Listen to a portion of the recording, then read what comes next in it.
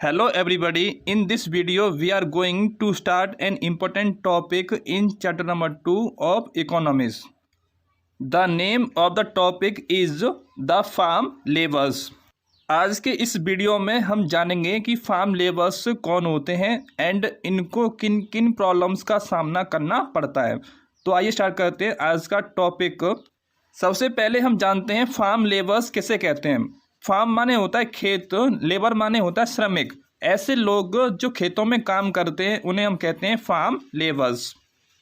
Farm labours include those people who have no land for cultivation और who have very small plot of land. ऐसे लोग जिनके पास खेती करने के लिए बिल्कुल ज़मीन नहीं है या जिनके पास खेती करने के लिए बहुत कम ज़मीन होती है एंड जो लोग दूसरों के खेत में काम करते हैं उन्हें हम कहते हैं फार्म लेबर्स। इनके पास अपनी खुद की ज़मीन तो होती नहीं है या ज़मीन बहुत कम होती है, इसी वजह से जो लोग बड़े किसानों के खेतों में काम करते हैं जिनके पास ज़मीन ज़्यादा होती है। फार्म लेबर्स को एम्प्लॉयमेंट बहुत ही कम समय के लिए मिलता है। इन वर्कर्स को डेली बेसिस पर एम्प्लॉयड किया जाता है या किसी एक पार्टिकुलर फार्म एक्टिविटी के लिए एम्प्लॉयड किया जाता है। जैसे किसी खेत को काटना है उस टाइम इन वर्कर्स को एम्प्लॉयड किया जाता है, लेकिन जैसे ही वो एक्टिविटी ख़त्म हो जाती है तो इन लेबर्स का वर्क भी ख़त्म हो जाता है। तो इस तरह से इन्हें बहुत कम टाइम के लिए एम्प्लॉयड किया जाता है किसी पर्टिकुलर एक्टिविटी के लिए या फिर किसी एक दिन के लिए या कुछ दिनों के लिए। ज़मीन पर ग्रो होने वाली फसल पर इनका कोई राइट नहीं होता। इन लेबर्स ने ज़मीन के ऊपर जो वर्क किया उस वर्क के लिए इनको वेजेस दी जाती हैं। तो इन्होंने काम किया, काम के बदले इन्हें पैसे मिले। जो फसल ग्रो हुई थी उस पर इनका कोई राइट नहीं होता, उस क्रॉप पर खेत के ऑनर का राइट होता है।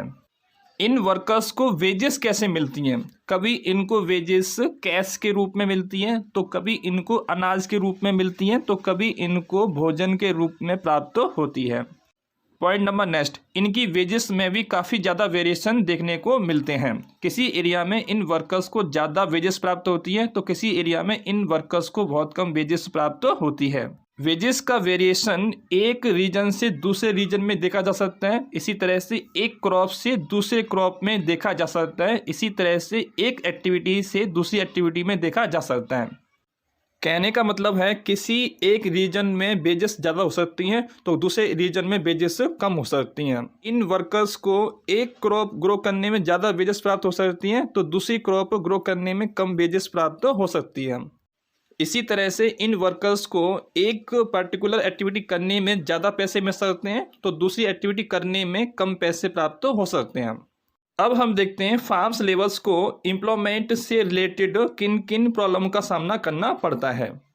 फार्म्स लेबर्स को बहुत कम टाइम के लिए एम्प्लॉयमेंट प्राप्त होता है।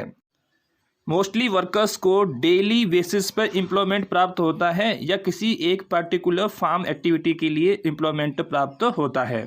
सपोज खेत में बीज बोने हैं या इरिगेशन करनी है या खेत में फसल को काटना है, तो ऐसी एक्टिविटी के लिए इन फार्म लेबर्स को एम्प्लॉयड किया जाता है, लेकिन इन्हें एम्प्लॉयड डेली बेसिस पे किया जाता है, इनको परमानेंट बेसिस पे एम्प्लॉयड नहीं किया जाता। फार्म लेबर सीजनल अनएम्प्लॉयमेंट के शिकार होते हैं। सीजनल अनएम्प्लॉयमेंट का मतलब क्या है? ऐसा अनएम्प्लॉयमेंट जिसमें लोगों को पूरी साल काम नहीं मिलता, जिन्हें सिर्फ सीजन के अकॉर्डिंग काम मिलता है कुछ महीनों के लिए। तो इन वर्कर्स को कुछ महीनों के लिए काम मिलता है जब खेतों में काम होता है। फॉर एग्जांपल, जब खेतों को बोना है या इरिगेशन करनी है या फसलों को काटना है तब इनको एम्प्लॉयमेंट मिलता है, लेकिन जैसे ही क्रॉप का सीजन समाप्त हो जाता है तो इनको एम्प्लॉयमेंट नहीं मिलेगा और ये अनएम्प्लॉयड हो जाएंगे। फिर इनको नेक्स्ट सीजन का इंतजार करना पड़ेगा, जब खेतों में काम होगा तब उनको एम्प्लॉयमेंट प्राप्त होगा।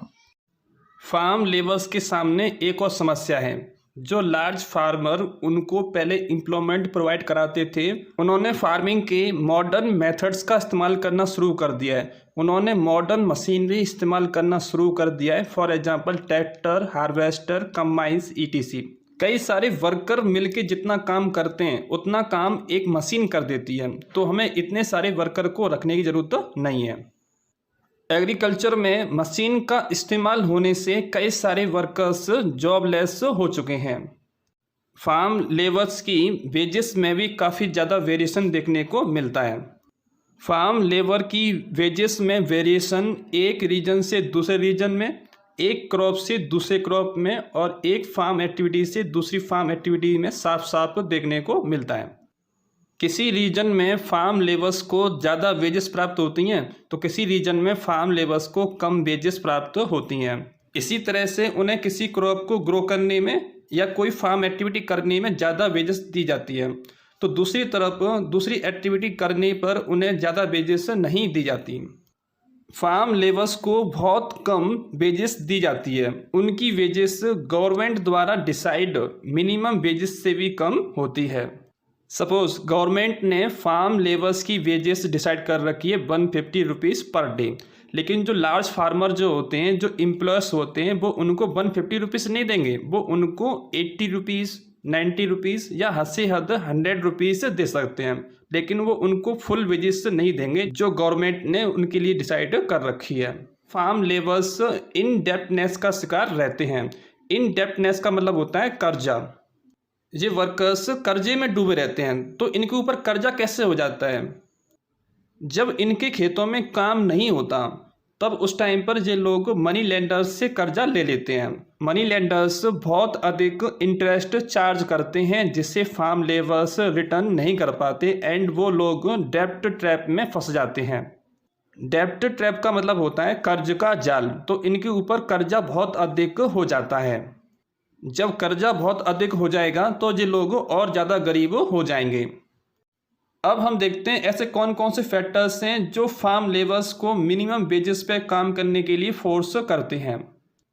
ऐसे कौन कौन से कारण हैं जिसकी वजह से फार्म लेबर मिनिमम वेजेस पे काम करने के लिए तैयार हो जाते हैं। इट मीन्स कम पैसे पर भी काम करने को तैयार हो जाते हैं। उनके पास मिग्रे एजुकेशन होती है। मिग्रे एजुकेशन का मतलब है बहुत कम एजुकेशन का होना। उनके पास ना के बराबर एजुकेशन होती है। उनके पास कोई टेक्नोलॉजिकल स्किल्स भी नहीं है। वो सिर्फ मैनुअल वर्क कर सकते हैं। मैनुअल वर्क का मतलब होता है शारीरिक श्रम। जब उनके पास में एजुकेशन नहीं होगी, स्किल्स नहीं होगी, तो उनकी सैलरी भी कैसी होगी? उनकी सैलरी भी काफ़ी कम होगी। सेकंड फैक्टर जो उनको कम वेजेस पे काम करने के लिए फोर्स करता है वो कौन सा है? इनडेप्टनेस। कई सारे फार्म लेबर्स ऐसे हैं जिनके पास बहुत अधिक कर्जा है। उनके पास कर्जा कैसे हो गया? क्योंकि उन्होंने मनी लेंडर्स से पैसा उधार लिया था। मनी लेंडर्स बहुत अधिक इंटरेस्ट चार्ज करते हैं जिससे फार्म लेबर्स पे नहीं कर पाते एंड इस तरह से उनके ऊपर कर्जा हो जाता है। अब इस कर्जे को पे करने के लिए उन्हें हर हाल में काम चाहिए। इसी वजह से वो लोग कम सैलरी पर भी काम करने को एग्री हो जाते हैं। लेबर्स में एक कंपटीशन भी पाया जाता है। इसकी वजह से वो लोग कम वेजेस पर भी काम करने को एग्री हो जाते हैं। सपोज किसी एरिया में वर्कर्स बहुत ज़्यादा हैं। किसी मालिक ने एक वर्कर से पूछा काम करोगे? उसने बोला हाँ करूँगा। तो कितने पैसे लोगे? उसने बोला मैं 200 रुपये लूँगा। तो मालिक ने बोला मैं आपको 200 रुपये नहीं दूंगा। तो उसके पास में जो वर्कर खड़ा था वो वर्कर 200 रुपये से भी कम में काम करने को एग्री हो जाता है।